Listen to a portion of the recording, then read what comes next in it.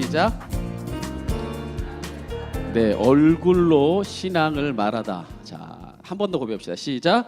얼굴로 신앙을 말하다. 자, 얼굴로 신앙을 말하다라는 제목을 가지고 사도행전 6장 8절에서부터 15절까지 말씀 나누겠습니다.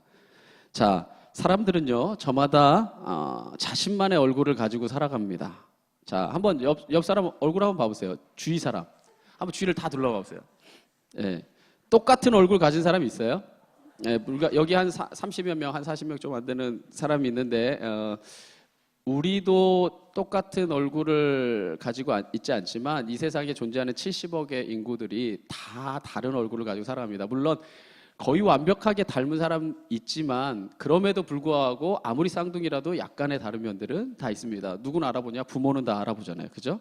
아무리 닮았어도 부모는 쌍둥이가 누가 누군지를 알아보듯이 사람은 다 똑같은 얼굴 가진 사람이 단 한 사람도 없습니다. 때문에 우리가 누군가를 생각할 때 가장 먼저 떠올리는 것, 예를 들면 제가 양정순 성도님을 생각한다. 그럼 제가 가장 먼저 떠올리는 게 팔일까요? 여기다 만약에 팔 100개 갖다 놓고 이게 누구 팔인지 알아보라고 그러면은 몰라요. 잘. 다리일까요? 예, 뚱뚱한 거 몇 개 빼놓고는 잘 몰라요. 뚱뚱한 아니 거기 아니에요. 왜 자꾸 자기를 이렇게 하시지 마세요. 그냥 예를 들어서 아주 막 거대하다거나 이러지 않으면 팔다리로 사람 알아볼 수 없죠. 제가 누군가를 떠올릴 때는 그 사람의 얼굴을 떠올리게 돼 있어요. 그래서 한 사람의 얼굴은 그 사람 자체를 의미합니다. 그 사람, 제가 양사님 집사님 딱 떠올리면 얼굴부터 딱 떠올라요. 그러니까 사람은 누구나 그 사람 자체를 떠올리고 생각할 때, 존재 자체를 우리가 상기할 때 반드시 그 사람의 얼굴을 떠올리게 돼 있습니다. 자, 그렇다면 사실 얼굴은 그 사람 자체를 의미한다고 볼 수 있어요. 그죠? 그러면 이 얼굴의 어원은 뭐냐? 이 얼굴의 어원은요, 자, 얼굴의 얼은요, 얼입니다. 혼이라는 말 듣죠. 그죠? 그러니까 우리 한국말로 말하면 혼이고, 우리가 성경적으로 말하면 영혼. 그러니까 얼이 담겨 있다.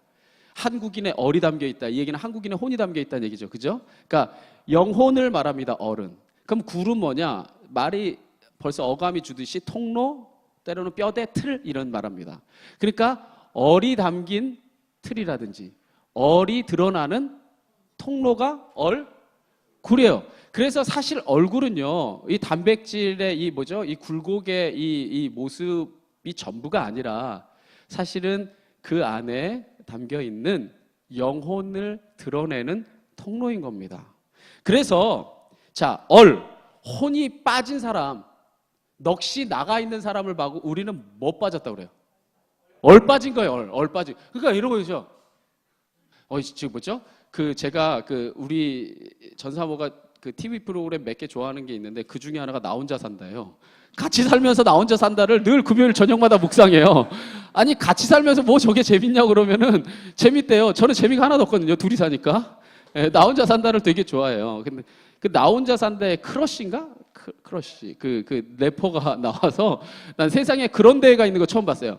한강에요, 떼약볕이 쏟아지는 대낮에요, 사람들이 쫙 모여가지고 앉아가지고요 멍 때리기 대회가 있더라고요. 멍 때리다가 너무 더워가지고 정신을 차리면 탈락. 계속 1시간 동안 정신이 없어야 돼. 정신이 없기 위해서 다양한 형태를 취하더라고요. 어떤 사람 막 이러고 있는 사람, 어떤 사람 누워서 아무 생각 없는 사람, 무조건 얼이 빠져 있어야 되더라고요. 그래야지만 우승할 수 있어요. 우승을 누가 했는지 알아요? 그 연예인이 했어요. 정신 상태가 완전히 나중에 가니까 그래프가 내려갔어요. 얼이 없어졌어요. 정신이 완전히 이탈했어요. 그래서 그 크러쉬가 대상을 받았어요. 그런 사람이 이렇게 얼이 담겨 있던 게 사라지면 그게 얼 빠졌다 하죠. 그리고 우리가 얼이 썩어 있는 사람, 그러니까 혼이 썩어 있는 사람을 뭐라 말하냐면 어리석은 사람이라는 거야. 그래서 어리석은 사람은 얼이 썩었다는 겁니다. 그리고 그러니까 혼이 큰 사람, 얼이 큰 사람이 어른입니다. 그러니까 어른은 사실은요, 이 정신 상태도 어른이 돼야 되죠. 그리고 얼이 이른 사람, 아직 이르러서 충분히 그쵸, 역시 지혜로워요. 어른이에요, 어른. 얼이 아직 무르익지 못한 이른 사람이 어린이에요. 그래서 얼굴은 얼이 드러나는 통로고 얼이 담겨있는 틀이라는 얘기입니다. 자, 그래서요, 이 얼굴이 영혼이 담긴 틀이고 그리고 영혼이 내다보이는 창이고 통로이기 때문에 참된 신앙인은 100마디 말보다 얼굴에서 신앙의 향기가 나옵니다. 사실은. 제가 그래서 예전에 그런 경험 말씀드렸죠. 한 목사님 그 설교 듣고 이렇게 그분 옆으로 갔다가 어떤 영적인 아우라를 느꼈다고. 그러니까 그게 그 사람의 어떤 외모에서가 아니라 풍겨 나오는 그 향기에서 어떤 영향력을 느끼게 되는 거죠. 때문에 성도는 자기의 얼굴에 책임지는 사람이 돼야 됩니다. 할렐루야. 네, 자기 얼굴에 책임질 수 있는 사람이 성도입니다. 자, 오늘 본문의 주인공인 스데반은요, 참으로 아름다운 얼굴을 가졌던 사람입니다. 그래서 그가 자신의 얼굴을 통해서 얼마나 강력한 하나님의 현존을 드러냈는지 본문 15절에 이렇게 기록하고 있습니다. 한번 같이 한번 고백해 봅시다. 시작.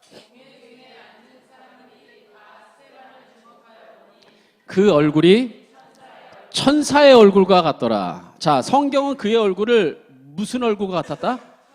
천사의 얼굴과 같았다고 전합니다. 그런데요, 사실 우리가 천사의 얼굴을 알아요, 몰라요? 몰라요. 왜냐하면 천사는 영이기 때문에 어떤 형체가 존재하지 않아요. 그렇기 때문에 우리가 천사의 얼굴을 보지도 못했고, 그렇기 때문에 그 얼굴을 알지도 못합니다. 그런데 무엇 때문에 누가는 스데반의 얼굴이 천사의 얼굴과 같았다고 기록한 걸까? 그 이유는 스데반 안에 있는 하나님의 영이 그의 얼굴 전체를 통해서 존재를 뒤덮어버린 거예요. 완전히 드러나 버린 겁니다. 하나님의 영의 현존이 막 드러나는데 이것은 세상에서 볼 수 있는 얼굴이 아니라 천상의 얼굴이었던 그 강렬한 느낌이에요. 이건 어떤 뭐죠? 그 말 그대로 이 껍질, 전 이게 되게 잘 일어나요. 되게 잘 일어나요. 예, 이게 어떤 연예인 중에 이게 잘 일어나는 연예인 있던데 예, 옆 사람 얼굴을 자꾸 당기지 마세요. 이 얼굴의 껍질이 아니라 맑은 영혼의 향기가 하나님의 현존 자체가 그의 얼굴을 통해서 드러나니까 그게 천상의 얼굴과 같았던 겁니다. 그렇다면 스데반이 천사의 얼굴을 하고 있었던 이 상황, 15절의 이 상황은 어떤 상황이었나? 이 상황을 알아야 이 얼굴이 왜 나왔는지를 우리가 알 수 있어요. 이 배경은 이렇습니다. 자, 스데반이 우리가 지난 시간 말씀을 통해 살펴봤듯이 사도를 돕는 집사를 세우게 되는데 그 중에 7집사를 세워요. 그 7집사 중에 한 명으로 스데반이 세워져서 사도들을 도와 사역을 펼쳐나가니까 엄청나게 큰 기사와 표적이 일어난 겁니다. 그게 8절에 기록되어 있어요. 스데반이 은혜와 권능이 충만하여 큰 기사와 표적을 민간에게 행했다는 겁니다. 우리가 이게 사실 아무 생각 없이 막 그냥 읽으니까 이게 별것 아닌 말처럼 보이지만 이거 대단한 사건입니다. 어떤 사건? 예, 더우니까 제가 여러분을 환기시켜야 돼요, 자꾸. 대단한 사건이에요. 왜 대단한 사건이냐면요, 큰 기사와 표적이라고 하는 이것은요, 이제까지 누구의 전유물이었냐면요, 예수님의 전유물이었어요. 그래서 예수님의 사역을 사도 베드로가 증언하면서 사도행전 2장 22절에 성령 처음 받고 예루살렘 거리로 뛰쳐나와서 처음 전하는 설교에서 이 사도 베드로가 예수님을 뭐라고 설명하냐? 22절에 이렇게 설명합니다. 이스라엘 사람들아, 이 말을 들으라. 너희도 아는 바와 같이 하나님께서 나사렛 예수로 큰 권능과 기사와 표적을 너희 가운데서 베푸사 너희 앞에서 그를 증언하셨느니라. 그러니까 예수님이 뭘 행하셨다는 거야? 큰 권능과 기사와 표적, 그러니까 즉 큰 권능으로 기사와 표적을 행했다는 거죠. 할렐루야. 그리고 예수님이 십자가에 못 박아 죽으셨죠. 그리고 예수님이 부활하시고 승천하셨어요. 그러니까 예수님이 이 땅에 더 없죠. 그러나 하나님의 사역을 이어받을 존재로 누가 기름 부음 받았냐? 사도들. 그래서 이 사도들이요, 예수님으로부터 3년간의 가르침, 그리고 부활한 후에 40일간의 가르침, 그리고 예수님이 승천하시면서 저들에게 성령을 주실 것을 약속하시면서 기도하라고 명하셨고, 오순절 마가이다락방에서 열흘 동안 기도하자 저들 가운데 성령이 임했죠. 그러니까 예수님에게 있었던 그 영을 사도들이 그대로 부여받았어요. 그래서 저들이 그 권능이 임하였는데 사도행전 2장 43절에 이렇게 기록되어 있습니다. 함께 읽어볼까요? 시작. 사람마다 두려워하는데 사도들로 말미암아, 할렐루야. 예수님이 살아계실 당시에는 기사와 표적은 예수님이 하시는 일이었어요. 예수님이 승천하시고 그 권능이 누구에게 그대로 고스란히 전달됐냐? 사도들이 바로 기사와 표적을 행합니다. 자, 보세요. 성자 하나님이신 예수님께서 기사와 표적을 행하는 것, 그리고 그분의 가르침, 또 그분의 권위를 물려받은 사도들이 능력을 나타내는 건 놀랄 일은 아니에요. 그러나 스데반은 달라요. 왜 다르냐? 이 스데반은 이름 자체가 헬라파 유대인이에요. 그죠? 제가 말했잖아요. 제자들은 다 히브리파 유대인들이었어요. 헬라파 유대인이라는 말은 뭐냐? 바로 베드로가 예루살렘 거리에 뛰쳐나가 설교를 전할 때 저들 가운데 3,000명, 그 다음에 솔로몬 행각에서 5,000명, 그 다음에 또 솔로몬 행각에서 이제 허다한 무리들이 하나님의 말씀을 듣고 주님 앞에 나오는 그 초대교회가 세워지는 현장에서 예수 믿은 사람이란 얘기예요. 무슨 얘기인지 아시겠어요? 즉 헬라파 유대인으로서 스데반은요, 유대의 예루살렘 종교가, 그 초대교회가 태동하면서 예수님을 영접한 사람입니다. 한마디로 말하자면 신앙의 경력이 얼마 안 돼요. 우리말로 얘기하자면 새신자 같은 사람이에요. 그런데 그런 그를 통해서 예수 그리스도와 사도들을 통해 나타났던 기사와 표적이 나타난 겁니다. 대단한 거예요. 왜냐하면 사도들은 예수님 옆에 있고 그런 수많은 공회에서 여러 가지 사건들이 있었던 이미 슈퍼스타예요. 그리고 예수님은 저들이 알고 있고, 근데 예수 믿은 지 얼마 안 된 사람이 그 예수님의 복음을 전하면서 큰 권능을 행하는데 기사와 표적이 막 일어나니까 이거는 속된 말로 쇼킹한 겁니다. 엄청난 영향력인 겁니다. 그렇다면 어떻게 이 일이 가능했을까? 그 이유는 딱 하나입니다. 다른 건 없어요. 잘 들으세요. 여러분이 이런 사람이 되기를 간절히 원해요. 어떤 이유 때문이냐? 그가 예수 그리스도를 말씀을 통해 만났어요. 직접 만난 사람들은 사도지만 이 스데반은 말씀을 통해 만났고 믿었고 말씀대로 산 거예요. 그러니까 하나님의 성령이 스데반 안에 자리 잡게 되었고, 스데반이 하는 일은 이제 스데반이 하는 게 아니라 저 안에 거하고 있는 하나님이 하시는 일이었던 겁니다. 그래서 본문 오늘 우리가 아까 봤던 이 8절에는요, 스데반이 기사와 표적을 민간에게 행했다라고 말하지 않아요. 전제가 있습니다. 은혜와 권능이 충만하여. 여기서 충만하다고 하는 건 은혜는 누구에게 부어지는 겁니까? 하나님께로부터. 능력은 누구에게부터 오는 거예요? 하나님께로부터. 결국 성령이 충만하여 기사와 표적을 행한 겁니다. 하나님의 영이 임한 거예요. 할렐루야. 이게 왜 대단한 사건이냐? 보세요. 오늘날 21세기 오늘날의 교회로 보자면 예수님이 행하신 큰 기사와 표적, 그리고 그 사도들의 직임을 물려받은 목회자가 행하는 큰 기사와 표적, 그리고 여러분이 동일한 성령을 받으면 여러분 또한 여러분이 있는 삶의 현장에서 여러분이 정말 진심으로 기도할 때, 마음 다해 선포할 때 여러분 안에서도 이 기사와 표적이 능히 일어날 수 있다는 겁니다. 아니, 여러분의 얼굴이 왜 이렇게 믿음이 없어요? 할렐루야. 기사와 표적이 일어납니다. 스데반은 분명히 그 어원에서 왔지만 집사예요. 이 집사님 이상 한번 손 들어보세요. 두 명만 손 드는 건 나머지는 다 뭐예요? 여러분들도 분명히 이 하나님의 이 말씀을 그대로 말씀을 통해 만나고 믿고 그리고 행하면 그 안에 하나님의 영이 역사하시는 겁니다. 여기서 우리는 무엇을 깨닫게 됩니까? 신앙의 연륜 중요합니다. 신앙을 오래 믿어서 신앙의 길을 잘 아는 것도 중요하지만 그보다 더 중요한 건 영어로 말할게요. Here and now. 지금 여기에 내 안에 누가 있느냐예요. 스데반보다 훨씬 더 예수님 오래 만났고 훨씬 더 많이 알고 있었던 사람도 있겠죠. 바리새인들, 서기관들. 아무 일도 못했습니다. 근데 불과 초대교회가 세워진 지 얼마 되지 않아 집사로 세워진 스데반, 예수님 같은 능력을 행합니다. 사도들과 동일한 기사와 표적을 일으킵니다. 그 모든 것이 어떻게 가능했습니까? 그가 하나님의 말씀을 믿었고 그대로 살았기 때문입니다. 그래서 예수님은요, 포도원 품꾼의 비유에서 이렇게 말씀하십니다. 20장 마태복음 20장 16절에 말하기를 이와 같이 나중된 자로서 먼저 되고 먼저 된 자로서 나중되리라. 할렐루야. 결국 그 차이는 하나님의 영이 내 안에서 역사하고 있는가 없는가에 달렸어요. 스데반은 성령에 사로잡힌 자였고 성령으로 인해서 큰 기사와 표적을 행하니 그 모든 하나님의 역사가 일어났던 겁니다. 할렐루야. 여러분 안에도 이러한 하나님의 동일한 은혜가 있기를 간절히 축원합니다. 그런데 자, 여기서 이제 문제가 일어납니다. 자, 사도들은 그렇다 치는데 스데반이 이런 큰 권능과 기적을 행하니까 다른 헬라파 유대인들, 예수님을 믿기로 결단한 사람이 아니라 유대교에 그대로 남아있는 저들 가운데 논쟁이 붙게 됩니다. 스데반과. 그래서 9절에서 10절에 이렇게 기록됩니다. 이른바 자유민들, 즉 구레네인 알렉산드리아인 길리기아와 아시아에 온 사람들의 회당에 어떤 자들이 일어나 스데반과 더불어 논쟁할세. 스데반이 지혜와 성령으로 말함을 그들이 능히 당한다 못 당하였다. 당하지 못합니다. 능히 저들이 감당해내지 못해요.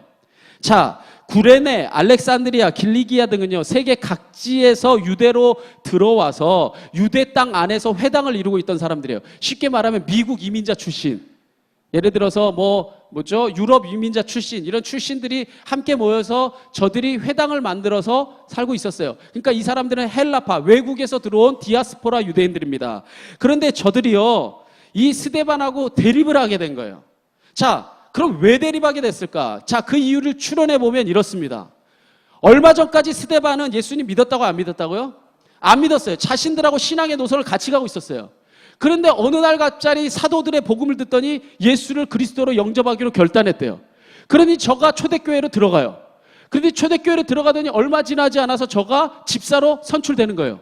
그런데 집사로 선출되더니 저가 예수 그리스도의 복음이라고 막 선포하고 다니는데 저를 통해서 큰 기사와 표적들이, 병 낫고 변화되는 엄청난 역사들이 일어난 겁니다. 그러니까 이 사람들이 이제 서로의 신앙을 놓고, 저들은 안 변했잖아요. 유대교 안에 있잖아요. 그리고 예수를 믿기로 결단해서 이제 여기서 뛰쳐나간 스데반, 누가 옳은자, 누가 바른 신앙을 갖고 있느냐, 이 시시비비를 가리고자 논쟁이 붙은 겁니다. 그런데 논쟁이 붙었는데 싸움이 돼요, 안 돼요? 게임이 안 돼버린 거예요. 성령과 지혜로 스데반이 막 전하면서 하나님의 복음을 다 해석하면서, 이제 7장에 이제 보면요, 스데반이 전하는 베드로의 설교와 더불어서 2장과 4장에 드러난 베드로의 설교와 더불어서 이제 사실 신약의 가장 완벽한 설교라 불려지는 이 설교, 사실 되게 놀라운 게 뭐냐면요, 스데반의 설교가 더 수사학적으로, 논리학적으로 여러 가지 맥락에 있어서 더 뛰어나요. 그러니까 이 스데반이 하나님의 복음의 진리를, 구약의 모든 말씀까지 다 통틀어서 이 사람들하고 전해버리니까 싸움이 되지 않는 겁니다. 논쟁이 되지를 않는 거예요. 그러자 이 사람들이 궁지에 몰리니까 스데반을 이제 궁지에 또다시 내몰고자 술수를 펴니다. 어떤 술수를 펴냐? 바로 11절과 12절에 그 내용이 나타나 있습니다. 자, 저들이 사람들을 매수하여 말하게 하되, 사람들을 뭐 했대요? 돈 주고 샀대요. 이제 싸움이 안 되니까 술수를 쓰는 겁니다. 이 사람이 모세와 하나님을 모독하는 말을 하는 것을 우리가 들었노라 하게 하고, 그러니까 그랬다는 거예요. 그랬다라고 이야기하라는 거예요. 이야기하라는 거죠. 백성과 장로들과 서기관들을 충동시켜서 와서 잡아가지고 공회에 이릅니다. 사도들이 그랬던 것처럼 스데반도 고등회에 끌려가게 됩니다.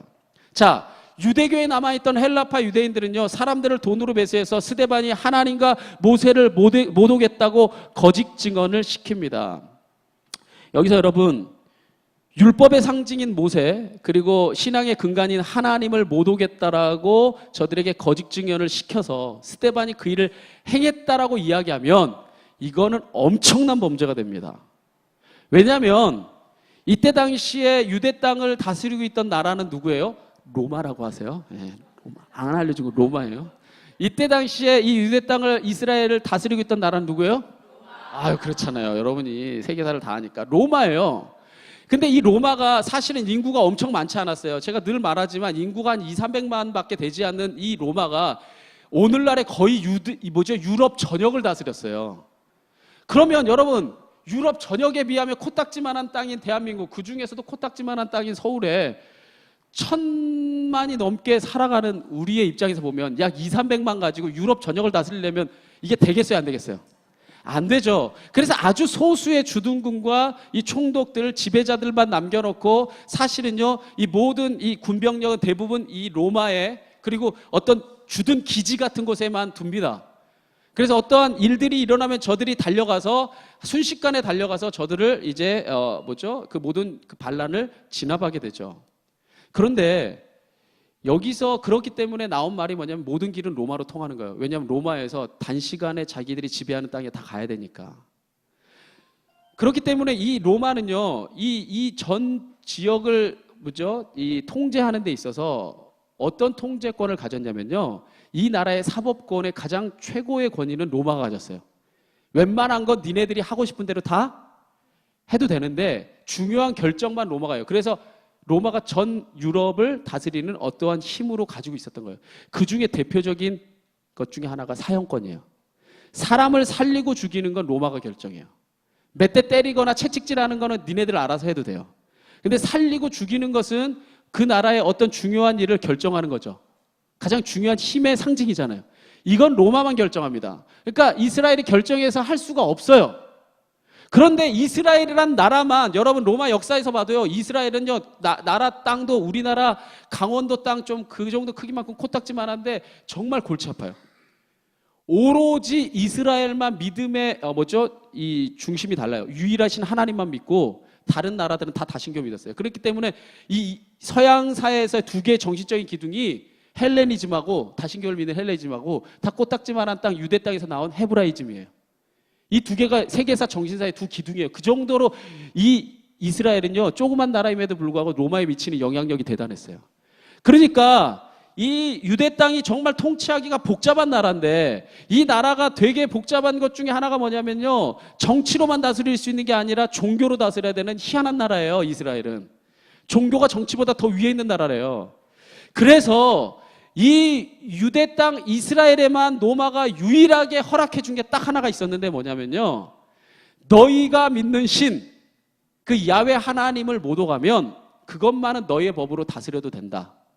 쉽게 말하면 유일하게 이스라엘이 죽일 수 있는 법을 하나 갖고 있는데, 하나님을 못 오겠다, 신성을 못 오가면 로마의 형법인 십자가형이 아니라 이스라엘의 형법인, 여러분 가늠한 여자도 돌로 쳐 죽이려고 하죠. 투석형.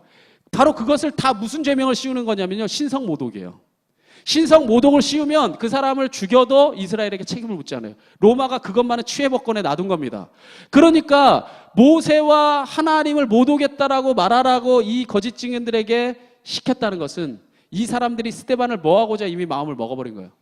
죽여버리려는 마음을 먹인 겁니다. 저들이 도저히 논쟁으로는 감당할 수 없는 큰 사람이 돼버린 거예요.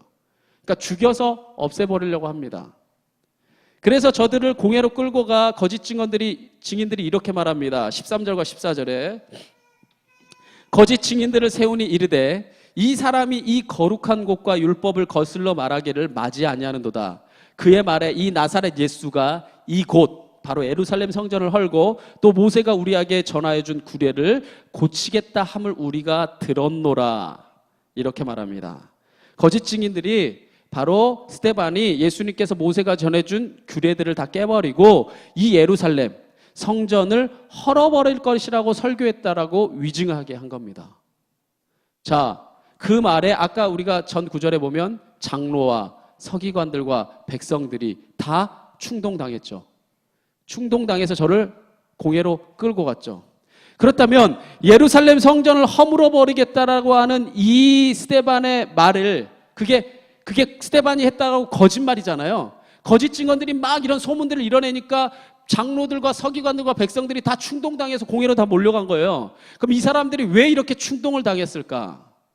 이 사람들이 정말 신심이 깊어서 예루살렘 성전에서 예배해야 되는데, 예배해야 될 성전이 무너지면 안 되니까 화가 나서 스데반을 죽이고자 충동당해서 다 몰려간 걸까? 그렇게 믿으세요? 그렇게 우리가 순진하진 않아요. 어떤 목사님이 이 구절을 설명하면서 이렇게 설명하시더라고요. 만약에 오늘날에 지금 이스라엘 땅에 있는 그 성지 순례에 남겨진 예수님의 흔적들이 있죠. 이 흔적들을 만약에 다 폐쇄하고, 이 유대 나라는 예수님 안 믿잖아요. 이 모든 걸 다 폐쇄하고 뭐 관광을 다 막아버리면 누가 가장 반대하고 분규하고 난리를 칠 줄 아느냐? 누굴 것 같아요? 예수님 전혀 안 믿고 유대교도 전혀 안 믿는, 알라를 믿는 아랍 상인들이에요. 왜냐면요, 여러분이 가보시면 알겠지만 예수님의 유적지라고 하는 곳에 다 아랍 상인들이 자리 잡고 있습니다. 대부분. 심지어는 가게가 자리 잡을 수 없는 겟세만의 언덕, 예루살렘 동산에는요 노점상들 엄청 많습니다. 신당동 저리 가라요. 엄청 복잡하고 이게 성진가라는 마음이 들 만큼 난잡합니다. 왜냐? 매년 그곳에서 예수님의 성지를 순례하기 위해 오는 기독교인들의 숫자가 어마어마하기 때문이에요. 이 사람도 똑같았어요. 이때 당시에 예루살렘 성전은요, 그 유대 땅에 살고 있는 이스라엘 백성 가운데 남자는 1년에 무조건, 여러분 아시죠? 맥추절, 그 다음에 초막절, 유월절 3번은 예루살렘 성전에 와서 하나님께 제사를 드려야 됐습니다. 그리고 아까 구레네인, 뭐 아주 길리기아인, 그 세계 각처에 퍼져 있는 사람들도 바로 이 예루살렘 성전에 와서 그 절기 때마다 예배하는 것이 저들의 가장 중요한 의미고 가장 바라는 바였어요. 그렇기 때문에 이 예루살렘 성전을 통해서 저들이 예배하기 위해서 몰려드는, 어마어마하게 몰려드는 이 사람들이 제사하기 위해서 재물을 사고 팔죠, 먹고 자죠, 그곳에서 며칠을 거쳐서 하나님 예배하죠. 예를 들어 초막절 같은 절기는 7일이에요. 7일 동안 그 절기를 다 행하죠.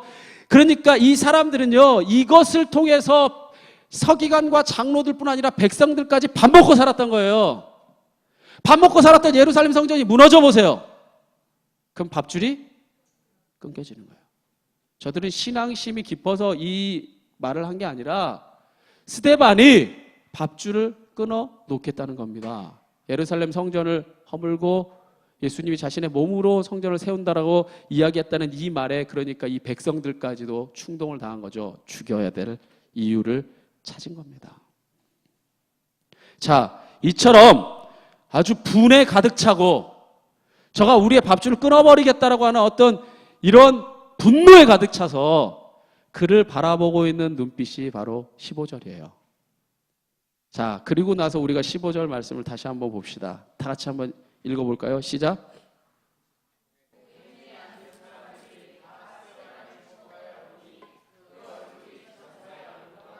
할렐루야. 오늘 본문의 배경을 다 살펴보고 난 다음에 이 구절을 보는 느낌이 어떠세요? 공회 중에 앉은 사람들이 아까 눈에는 들어오지 않았지만 지금 공회 중에 앉은 사람들은요, 스데반 죽여버리겠다는 거예요. 분노에 가득 찬 스데반이 우리의 삶의 근거지를 뿌리채 흔든다고 하는 그런 위협에 가득 차서 아까 말했죠. 장로들, 서기관들, 백성들까지 다 충동당해서 예수를 죽일 때처럼 흥분에 가득 차서 저를 보고 있는 겁니다. 스데반을 죽일 듯이 노려보는 그 상황에 참 절체절명의 순간인데, 그때 스데반이 어떤 표정이었느냐 굉장히 중요하잖아요. 이 사람이 아까 하나님의 영이 함께하는 예수 믿는 사람이잖아요. 이 스데반의 얼굴이 죽음의 공포에 질린 얼굴이나 목숨을 구걸하는 비굴한 모습을 드러내지 않습니다. 오히려 스데반의 얼굴이요, 천사의 얼굴과 같이 빛이 납니다. 천사의 얼굴같이. 제가 설교 서두에 여러분과 함께 나눴지만 얼굴은 무엇이라 말했습니까? 하나님의 영이 우리 성서적으로 말하면 드러나는 통로라 말했어요. 세상이 요동치는 그 순간에 스데반 안에 있던 하나님의 영이 상관없이 그 통로를 통해 드러나고 있었던 겁니다. 그는 자신 안에 역사하시는 성령으로 말미암아 진짜 평안을 그 순간에도 누리고 있었던 겁니다. 보세요. 스데반의 상황은 절대로 뭐하지 않았어요? 편안하지 않았어요. 끌고 갔다니까요. 죽이려고 한다니까요. 당장이라도. 그리고 여러분 이제 다음 장에 보지만 스데반은 결국 돌 맞아 죽습니다. 죽음을 바로 앞에 둔 순간이에요. 여러분, 죽음을 바로 앞에 둔 순간을 스데반이 직감하지 못했을까요? 이 공회와 이 분위기와 사람들의 함성과 돌을 들고 있는 이 회중들의 모습을 보면서 스데반은 알아요. 봤어요. 느껴요. 근데 스데반이 이 편안하지 않은 상황에서 평안을 드러냅니다. 이 평안, 이 환경을 넘어선 평안이 스데반에게 있었어요. 세상의 그 어떤 것도 무너뜨릴 수 없는, 심지어 죽음의 위협조차 무너뜨릴 수 없는. 왜냐하면 그 평안은 세상의 환경과 조건에 의해서 주어진 것이 아니라 그의 심령에서부터 우러나오고 있었던 것이기 때문입니다. 보세요. 세상의 편안함은요, 조건이 달라지면 다 깨지고 맙니다. 왜냐하면 우리가 가지고 있는 편안함은 조건에 의한 거기 때문에. 돈이 많아서, 명예가 있어서, 우리가 가지고 있는 어떤 조건이 우리를 편안하게 만들죠. 근데 편안한 게 진짜 기쁘진 않아요. 여러분, 한 3개월만 그렇게 편안하게만 살아보십시오. 인생 진짜 무료해지고 완벽하게 우울증에 들어갑니다. 그런데 하나님의 평안은 세상이 요동친다 해도 전혀 흔들리지 않습니다. 왜냐하면 그 근거가 세상의 환경에 있는 게 아니라 영원히 변치 않을 하나님께 있기 때문입니다. 그 은혜를 누리며 살았던 사도 바울은 이렇게 고백합니다. 저는 여러분 이 신앙의 고백 여러분의 고백이 되기를 바라며 우리 함께 한번 고백해 봅시다. 우리 빌립보서 4장 11절에서 13절까지 우리 함께 고백해 봅시다. 시작. 내가 어떠한 형편에든지 나는 자족하기를 배웠노니 나는 비천에 처할 줄도 알고 풍부에 처할 줄도 알아 모든 일 곧 배부름과 배고픔과 풍부와 궁핍에도 처할 줄 아는 일체의 비결을 배웠노라. 내게 능력 주시는 자 안에서 내가 모든 것을 할 수 있느니라. 할렐루야. 바울은 어떤 환경에서도 자족, 기뻐할 수 있고 평안할 수 있는 비결을 알았다고, 누릴 수 있게 되었다고 고백합니다. 하나님이 내 안에 계시니까 배불러도 좋고 배고파도 좋고 풍부해도 좋고 궁핍해도 좋다는 겁니다. 세상의 조건은 이제 바울을 못 흔들어요. 왜냐하면 이 안에서 흘러나오고 있기 때문에. 바울은 죽으면 더 좋아요. 이 안에 계신 주님하고 영원히 살 거니까. 그러니까 바울을 흔들 수 있는 게 아무것도 없어요. 바울은 이제 하나님하고 사는 거예요. 이미 그에게 능력 주시고 기쁨 주시고 평안 주신 하나님이 함께하고 있기 때문에. 스데반, 어떻게 그 절체절명의 순간에 천사의 얼굴을 할 수 있었을까요? 바울의 고백에 빗대어 말하면요, 내가 핍박당하고 있으나 이미 어떠한 형편에 있든지 평안과 기쁨을 누릴 수 있게 됐다는 겁니다. 스데반이. 제가 아까 말했잖아요. 사도들에게 있었던 그 하나님의 영이 스데반에게 임하고 큰 기사와 표적을 행했던 그 모든 것은 성령이 하신 일이에요. 그러니까 세상의 요동에 얼굴이 변할 필요가 전혀 없었죠. 한번 고개를 들어 한번 저를 한번 보십시오. 아브라함 링컨이 이런 말을 했습니다. 사람이 나이 40세가 되면 자기 얼굴에 책임을 져야 한다. 40세 이하, 우리 아까 연우나 유빈이 같은 이런 친구들, 이런 지연이 같은 친구들, 어린 친구들은 아직 40세 이하일 때는 엄마가 물려준, 아빠가 물려준, 부모가 물려준 얼굴 갖고 산다는 거예요. 그런데 40이 넘어서면 자기가 살아온 모습, 자기가 담고 있는 그게 자신의 얼굴을 통해 드러난다는 얘기를 링컨이 한 것이죠. 저는 여기에 성경의 메시지를 하나 더 얹고자 합니다. 여러분이 진짜 예수님 제대로 믿고 있는 사람이라면 여러분이 나이가 들어갈수록 얼이 무르익어 갈수록 여러분의 얼굴이 점점 예수님을 닮아가야 됩니다. 우리가 예수님을 본 적이 없기 때문에 그 얼굴이 천사와 같았더라라는 고백이 흘러나와야 됩니다. 다행히 이 예배당 오늘까지 쓰게 돼서 감사하네요. 예. 이제 우리 다 함께 서서 서로 축복해주는 찬양은 좀 어려울 것 같아요. 이제 이전에 가면 다 의자가 있기 때문에. 그러니까 우리 이렇게 마지막 감격의 찬양 드렸던 것도 감사하고, 이렇게 좋은 예배당에 이제 마지막 예배 드리는데 한번 거울 있으니까 옆에 한번 봅시다. 여러분 얼굴 한번 보세요. 얼굴 한번 보세요. 한번 보세요. 다 한 번도 빠짐없이 다 보세요. 네. 여러분 천사의 얼굴이 보여요? 천사의 모습이 보여요? 아멘. 아이고 천사가 이렇게 생겼습니다. 할렐루야. 감사합니다. 그래 아멘이 감사한 거예요. 봅시다. 저는요, 여러분 신앙생활하면서 힘들어요. 때로 힘들습니다. 다 힘들어요. 돈 있다고 힘이 안 들까요? 힘들어요. 돈 없어도 힘들고 건강하다고 걱정 없을까요? 다 있어요. 우리의 삶이 다 편안할 수 없어요. 최고의 권력을 가진 대통령님도 지금 대통령도 편안하기만 할까요? 아니요. 힘들 거예요. 그 많은 결정을 해야 되는 얼마나 고독한 순간들이 많을 거예요. 그렇다고 해도 저 노숙자는 다 편하기만 할까요? 아니요. 그 사람도 다 가장 높은 자리, 가장 낮은 자리에 있는 사람들이 다 힘들었죠. 그런데 왜 예수 믿는 사람이 얼굴에 그게 다 드러납니까? 그건 여러분이요, 예수님 제대로 믿는 게 아니라 때로는 여러분이 추구하는 돈을 믿고 있는데 돈이 다 없다는 거예요. 내가 갖고 싶은 뭐가 있는데 그게 없으니까 여러분 인생에 얼굴에 그 모든 것들이 드러나는 겁니다. 저는 여러분의 얼굴이 진짜 예수님 같아지기를 간절히 원합니다. 어떤 환경에도 요동치 않는 하나님이 주시는 그 어뢰 통로. 저는 때로 인생이 힘들다고 느껴질 때 가끔 눈을 감고 상상해 봅니다. 예수님 상상해 봐요. 난 예수님 만나는 게 목표라서 일을 하는 거니까. 예수님 한번 상상해 봅니다. 예수님 얼굴이 어떨까? 사실은요, 모르겠어요. 예수님 얼굴을 본 적이 없으니까. 근데 성경의 메시지를 통해, 성경을 통해 만난 그 예수님을 상상해 보면요, 참 따뜻해요. 제가 늘 말하잖아요. 예수 믿는 사람은 따뜻함을 잃어버려서는 안 된다. 예수님은 참 따뜻하고 상상하는 것만으로도 예수님이 기쁨이 되고 위로가 됩니다. 할렐루야. 예수님의 존재가 바로 그렇기 때문에. 오늘 말씀 마무리 짓겠습니다. 오늘 우리 스데반의 신앙을 본받아서 하나님을 닮아가는 성도가 됩시다. 그래서 교회에 와서 서로를 바라볼 때, 우리가 서로를 바라볼 때, 우리 아까 아멘이라 했는데 그 안에서 하나님 볼 수 있기를 원합니다.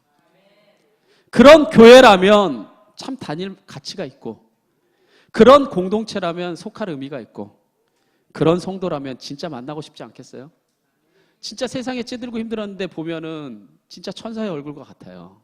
보고 싶죠. 세상에 보십시오.